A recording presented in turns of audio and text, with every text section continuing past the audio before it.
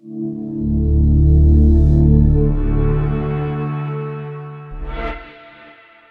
full name Your is full name? John Gonzo.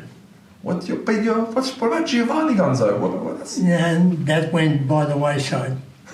That was in my younger days. In your younger days.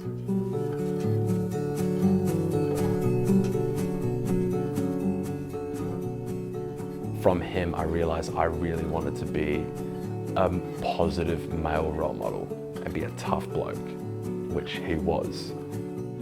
He would, drink beer, concreter, trucks.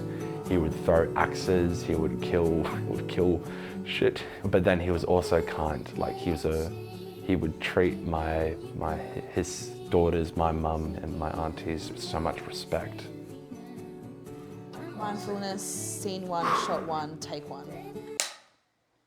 So I was running up towards him and then he just yelled, "Freeze!" And I was like, oh my gosh, what? And so I stopped. He had a shovel in his hand and he threw this shovel, and it was sort of like as if he was an Olympic javelin champion, threw this shovel and it just sort of landed not long in front of me, and he's like cut this black snake in half because I was about to step on it. He's the epitome of dad jokes, so everything, and he thought he was hilarious.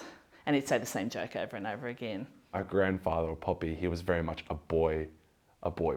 He was concreting. His hands were like 120 grit sandpaper. He had cowboy boots, he had guns, he had whips, like there's whips and cowboy hats and everything. Like, he was a boy's boy. Cooper, it's Poppy. I rang up to wish you a happy birthday. So I'll have to talk to you later. Okay, mate, bye. We lost my mum about 2.5 years ago, January 23, and one of the things that she said to Lizzie actually one day was, please look after your dad, I think he's got Alzheimer's. I mean, he had it for not quite a year, like from when he was diagnosed. I'm sure he probably had it and we just didn't really know. And it was really rapid, so his personality changed quite significantly, quite quickly. He lost all concept of time, so we got a phone call in the middle of the night. He was coming to our place early in the morning. Anyhow, we get a phone call at 1:30 in the morning from a random man to say that John's was on his way to my house and he's broken down in the big F250. Because we thought, what is he doing at 1:30 in the morning? He said, I didn't want to be late. He said, I can't, we don't have any clocks in the house. So I was a bit worried, but we just dismissed it to that. When someone's got dementia, the worst period of time is as the sun's going down. That's when they're at their worst. He got a bit aggressive and stuff, which was very out of character for him. He had heart operations, multiple. He had his aorta valve replaced 3 times. He needed to be on warfarin. Warfarin's a blood thinning, and what they think is happening, blood thinning, he would have small little bleeds, and then that's bleeding on the brain that's ultimately progressed this, the dementia, and that's probably why it was so out of left field. We all knew who he was, but I was sad that other people that had never met him before, that was their experience of him. And obviously that wasn't who he was. I can't even describe that, like what it did to him, but what it's done to all of us. Give us an Elvis one. This one doesn't work. He'd see me and he'd say, "Hi, Bubs," and like, so just for that second, and you saw that glimmer that was still him. Haven't got the guts to call him up.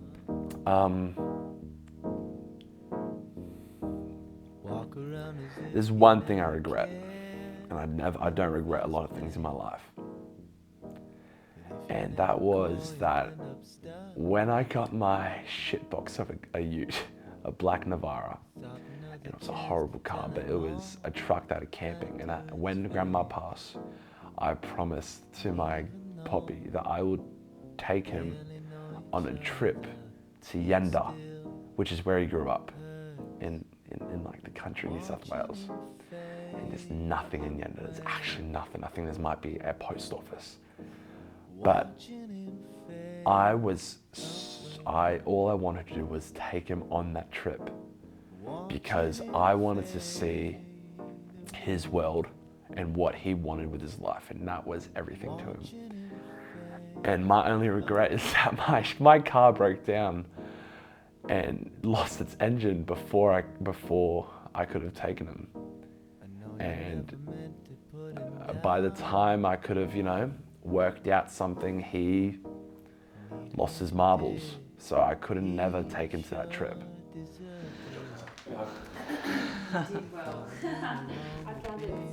Even if it is to take a photo in front of the sign, or him to just look at the grass and take him back, that would have been the one thing I would have wanted.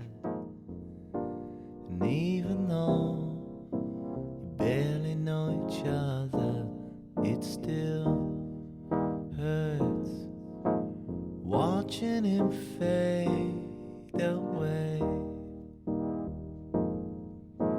Watching him fade away.